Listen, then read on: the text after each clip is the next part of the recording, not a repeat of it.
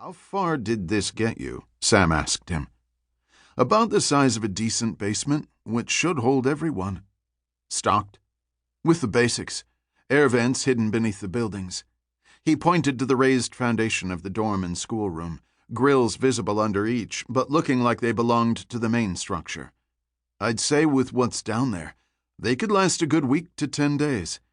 "Longer," Yarrow said, "if we can double the size and get more water stored." Sam studied the rows of planters, noting they were mostly complete. "There's enough lumber in the back of that truck for at least 5 more planters, in addition to shoring up your cellar," Sam said, taking a look around the courtyard. "Just not sure where you plan to put more of them." "Behind the dorms," Pete replied. "Wendy calls it functional greenery. It'll hide the goat pen." Yarrow glanced over at his wife. "Monifa has told me that the girls are growing suspicious of the dirt. She's told them it's a secret project for the garden. So far, that's kept them from asking more questions." Sam nodded in approval. "Looks like the two of you thought of everything. Let's go see this cellar." He followed Pete and Yarrow to the shed. Pete opened the door, then stepped back, giving Sam a view inside. Gardening and building tools lined the wall and shelves. The 3 men entered, Pete closing the door behind them. When he turned a hook on the wall counterclockwise, Sam heard a soft click underneath the wooden floor, next to a wooden pallet piled high with empty burlap sacks.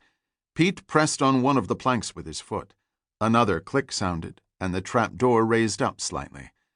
"The knothole is the handle," Pete said, lifting it open the rest of the way, revealing a dark tunnel accessed by a ladder leading straight down. Sam leaned over, looking in. "How long until it's done?" he asked, his voice echoing into the space. "At the pace we're going," Pete thought about it a moment. "Assuming we can get the extra planters built, a couple of more weeks. It's all about having a place to hide the dirt. Like I said, no one's commented that the mountain of soil behind the shed doesn't shrink." Pete closed up the tunnel and the 3 men stepped out of the shed. "What we really need is to finish that second dorm and open up more beds. There's a lot of interest from the neighboring villages." Considering the nearest village was over 10 kilometers away, Sam was impressed. "Word's getting around." "Definitely," Yarrow said.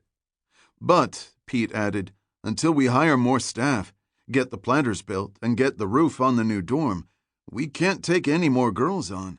We want to make sure we have enough beds. More importantly, that the cellar can hold everyone we bring in." Sam gave him a hearty slap on the back. "Good thing I brought help. Speaking of, we should probably catch up to them." "I'm assuming you haven't told Remi's friends about the tunnel?" "No, and I'm not planning to. For the same reason I don't want anyone telling the students. All it takes is one word overheard by the wrong person when they think no one's listening. Remi's friends will be gone in a couple of days. None of this affects them in the least." Pete closed the shed. Yarrow returned to help his wife, and the 2 men crossed the courtyard toward the classroom building. Inside they found Remi and the others standing in the doorway of one of the main rooms, where the girls were seated at desks, listening to a young woman speaking French and diagramming a sentence on the chalkboard. Hank stood just outside the doorway, looking back at Wendy. "Why is she teaching French? Isn't English the official language of Nigeria?" "This close to the Cameroon border, we figured it was important for the girls to be fluent in both." "She seems young to be teaching." "Zara," Wendy replied, keeping her voice low, "is 16.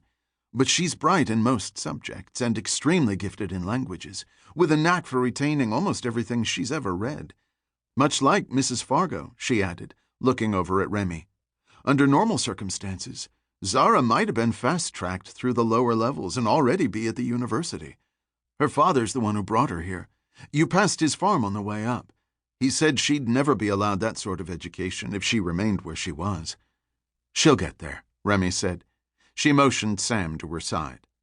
"Look," she whispered, pointing toward the back of the classroom where Nasha was seated, a small chalkboard in front of her on the desk, a navy backpack still strapped to her shoulders, her complete attention on the instructor.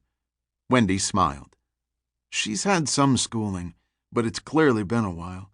She reads and spells at the level of someone in kindergarten or first grade. Still, she wants to be here."